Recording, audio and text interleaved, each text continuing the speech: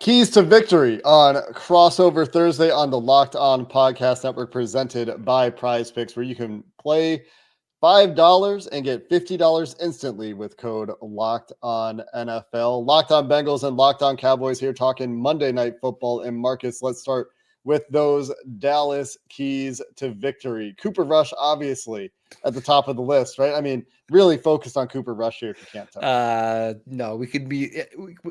I don't want to talk about Cooper Rush.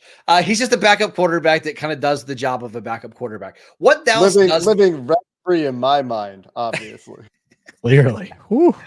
No, it's the defense in this one. Dallas isn't going to be able to stop Joe Burrow and Jamar Chase and Teagan's. Like, they're going to put up points.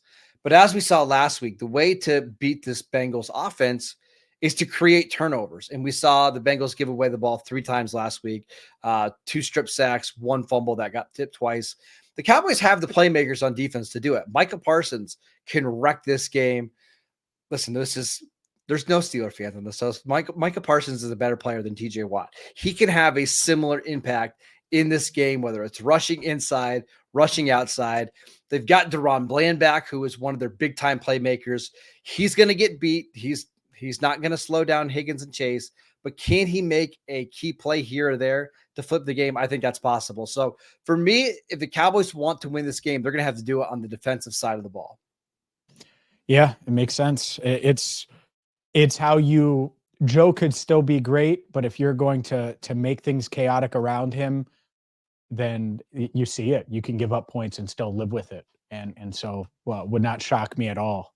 And I know, by the way, that'll be probably the first thing that Zach Taylor will mention when we ask him, hey, what do you need to do this week? It's like, win the turnover battle. It was last week, by the way, too. He said the game's going to come down to turnovers, and obviously it was a huge factor. And one of the things that Mike Zimmer has done really well is the Cowboys, since Micah Parsons has returned, they've created pressure on 50% of their third down plays on their opposing quarterback. So they are going to blitz the crap out of Joe Burrow.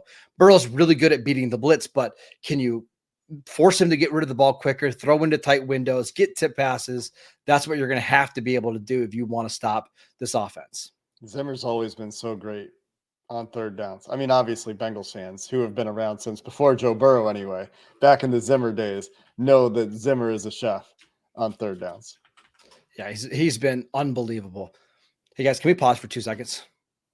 Yeah. All right, just give me 1 second. All right, James, what do the Bengals need to do here on Monday night to win this game? Well, first things first, you got to protect Joe. And that one means if you protect him, then yeah, he should be able to do what he's done all season long, and you should be able to avoid the chaos that was 3 turnovers against the Steelers. And the last thing you want to do is do that on the road. The second thing would be turnovers. Can this defense force a little chaos? Can they wreak a little havoc? And then third, don't let Cooper Rush dink and dunk. Make him push it down the field a little bit, which is scary to say because it might still work. But I would much rather that than a little dump off to Rico Dowdle that's going to go for 15, 18, 22 yards. Luke Schoonmaker finishing with 6 catches for a $110 or something like that, and 2 of them are tight end screens. Like I don't think anyone wants to see that. So that's the key for every single week. It's going to be protect Joe, and then after that, it's going to be up to this defense. Yeah, we can't let Jake's guy Cooper Rush take over this game. Clearly, like that's the last thing we want to see here. You're going to be on the post-game show with us if Cooper Rush goes off, Marcus. Oh, Russell Wilson back. Just threw for 414. So like I'm not ruling anything out. But you talk about those dink and dunks, James, and the check down stuff. If Dallas can just go quick game and the Bengals are like 8 yards off again and not tackling because that's what they've done this year, they haven't tackled all year, then the matchup that you love if you're the Bengals defense, which I mean we've talked about this several times. This is Trey Hendrickson against a potential third string. You were saying, Marcus, yeah, left tackle, yeah, and Trey loves bad backup left tackles. I mean, we've seen him this year. Even Fred Johnson gave him issues with the Raiders. Game. Yeah, I mean, there are some games you expected him to do a little bit more than he did, but he's also eventually taken over games against bad tackles. Was it Fred Johnson was with the Raiders? Was he? Eagles?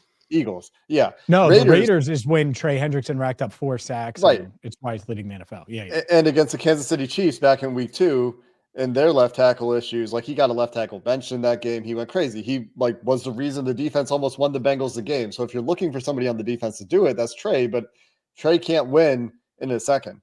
No, he needs a second and a half. You can't let the ball come out. Can't be catch and throw real quick.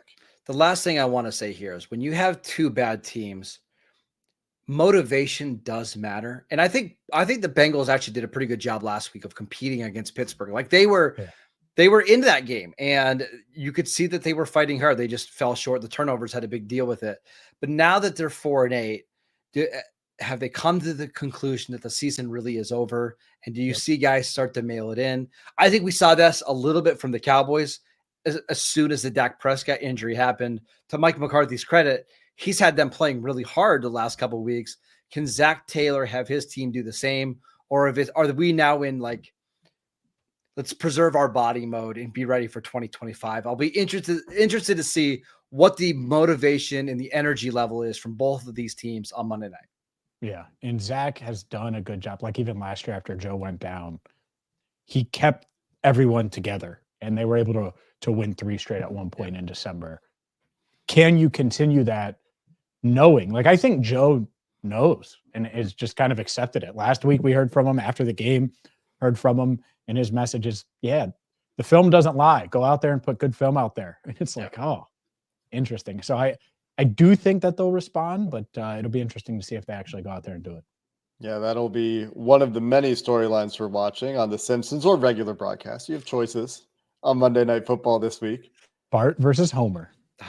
I might go for The Simpsons if I can. That might add some spice to this game between teams with losing records.